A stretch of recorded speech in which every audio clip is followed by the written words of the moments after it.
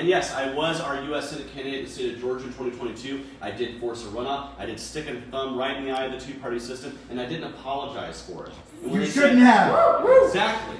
And you're right, and there was a lot of pressure for me to endorse one of my other candidates. The first call that I got the day after I got the runoff was a number from Washington, D.C. When I picked it up, they said, "Hi, this is so-and-so from Senator Rand Paul's office. He would like to talk to you for a few minutes." And what did he try to get me to do? Endorse Herschel Walker. And I refused to do that. I will not be endorsing any candidate. I said the only thing I'm going to endorse is the need for right choice voting, because I'm tired of us being called spoilers, because we're not spoilers when we vote our conscience. We are participants. The spoilers are the Republicans and Democrats who don't give us a better way to vote. They are just fine with their elections being spoiled as long as it secures party for a broken two-party system. Yeah. And I want to be somebody who speaks out against that. I spoke out against it as a Senate candidate, and I want to do it as our presidential candidate.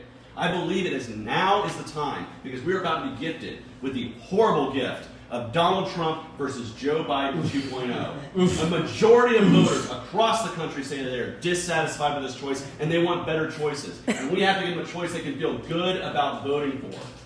I want to be that candidate. I have the energy and enthusiasm to represent this party in a way that we can all feel great about. I've already traveled to 40 states. I'm going to travel to 44 by the end of this year, and all 50 by the time we get to our convention, which is something, by the way, that no candidate for president of the Libertarian Party has ever done pre- or post-nomination. Now, why am I doing that? Because I think if we're going to be the nominee for president, we owe it to libertarians in every single state to put our feet on the ground and to talk our issues and talk about our principles right there in their neighborhood. Because ultimately, I want to be a presidential candidate to talk about bringing those issues back to our local neighborhoods, tearing down the walls of oppression that exist in the federal government. Why do I want to bring our politics back local? Because frankly, we know each other. We know ourselves, we know our families, we know our communities better than any bureaucrat in Washington, D.C. or Sacramento or in any other state house could ever know. Let me ask the people here tonight, if you're a parent, raise your hand.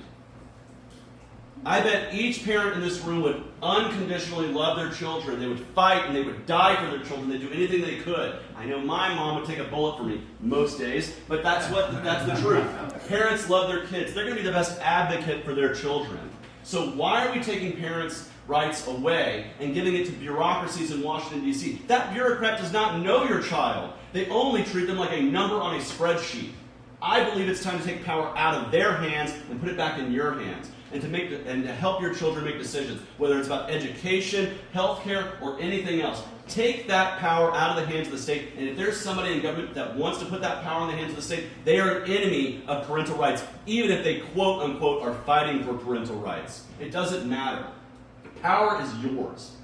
And that's, again, because we know our communities. So we need to take down the federal government in as many places as possible. And we need to put this message out loud and clear. First off, what is the most important issue to every voter? It's the economy. It's always going to be the economy, because it's about the cost of living rising at every kitchen table across this country as families are trying to raise their kids with runaway inflation. What causes this inflation? Because our government spends more than it takes in every year, and to make up for that difference, they print trillions of dollars in nothing paper that basically devalues every dollar we have. It doesn't matter whether you have savings. It's being eaten away right now by the hidden tax of inflation, and that's affecting every single American family. So we libertarians have to have something different. We have to offer something that is a stark contrast to what both Republicans and Democrats provide them, which is deficits and debt. We have to say, balance the budget right now. Start paying down the debt right now. It needs to happen right here, right now, because the problem will only compound. It will only get worse. And it's not just going to affect those of us who are in this room. It's going to affect our kids and our grandkids. And I want to make sure my nephews and nieces grow up with an economy that works for every single person, that has the broad chance to have prosperity for everybody. And we will never have that with the deficits and debt we have now. So we have to challenge our government to become balanced and pay down the debt. We need to quit having a government that thinks about the next financial quarter, and we need to have a government that thinks about the next quarter century. How are we going to get our economy back on track? Because the last time we balanced our budget, we had the largest explosion of the middle class in this country. Those things are not unrelated. They're interconnected. Because when we have a government that's spending within its means, we have a stronger, more prosperous economy. There's also an immigration crisis in this country. The crisis is not caused by immigrants. It's caused by bad government. Immigrants, for the most part, the proverbial 99% of immigrants want to come here and peacefully live. They want to start businesses. They want to put down the roots. They want to start their American dream. and government gets in the way of that. So they sidestep the government and they come here without documentation. And because of this, we have tens of millions of people in this country who are living under conditions where they can be exploited because they can't go seek help when they need it. Their job screws them over. They don't have any recompense because they are scared of being deported. How many immigrant children in this country are abused by an authority figure, a teacher, a priest, a parent, or someone else, and they can't go seek help because they're scared that they or their parents might be deported back home? How many spousal abuse victims exist in this country that can't take their kid to a shelter for fear of being outed as an immigrant and being sent back home? Ladies and gentlemen, that is exploitation, that is anti-freedom, and it's something we have to fight back against. And so I support an Ellis Island style of immigration. If you want to come in this country, come right to the port of entry, and you should be able to come here and work and be peaceful. We just got to know that you're coming in. And right? That's all that I care about, is that people know they can come here and work for peace.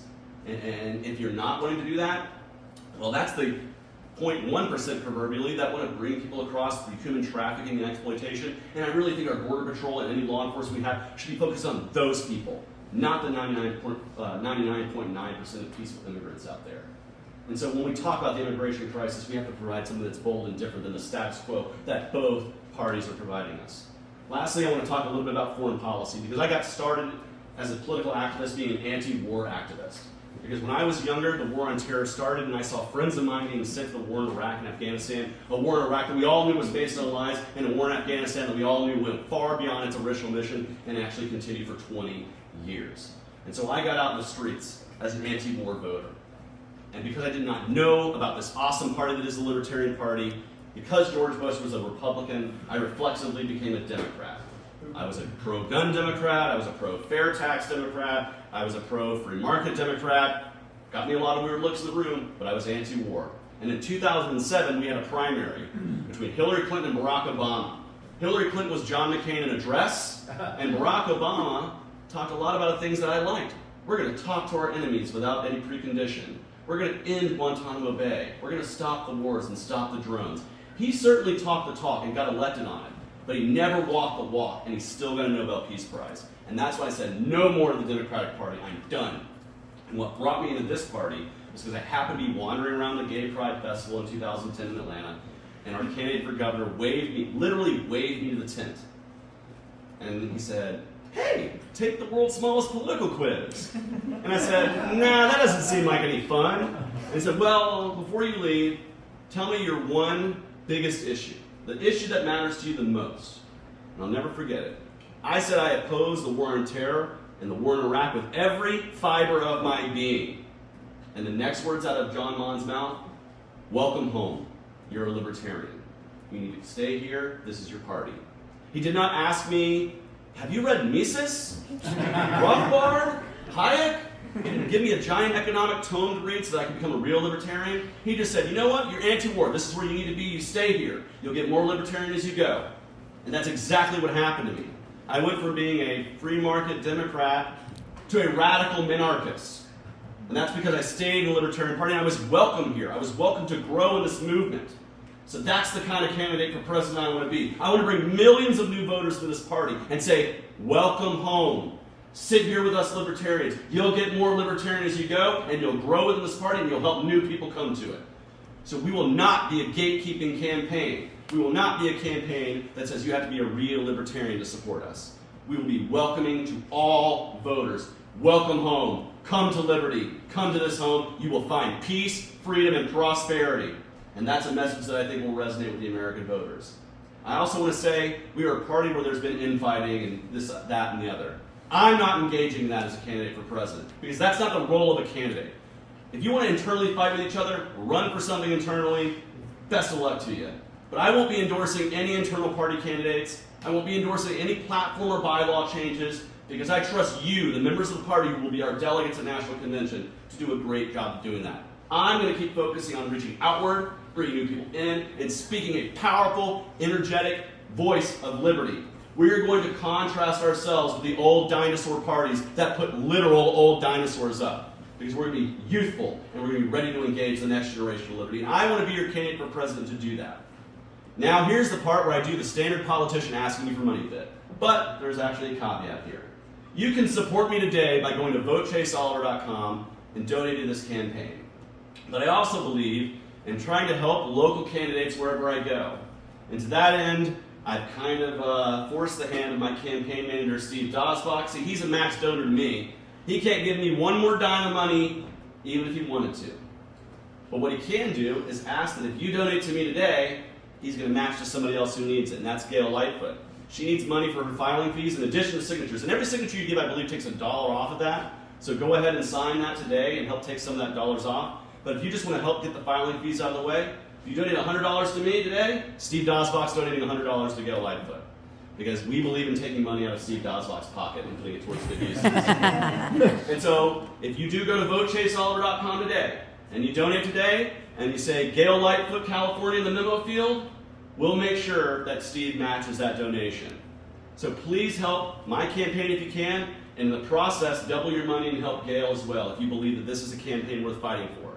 Thank you very much for giving me the time to talk. And if you have any more questions, let's schmooze, let's hang out. I'll be back there probably enjoying some cannabis. We're having a drink. And I encourage you to do the same. Why? Because we're free people and we can make our own decisions as adults, right? That's right. And so I'll end this with the same message that I send to everybody as I end a speech. I wish each and every one of you a life of peace, love, and liberty, and I will do everything I can to fight for that. Thank you very much.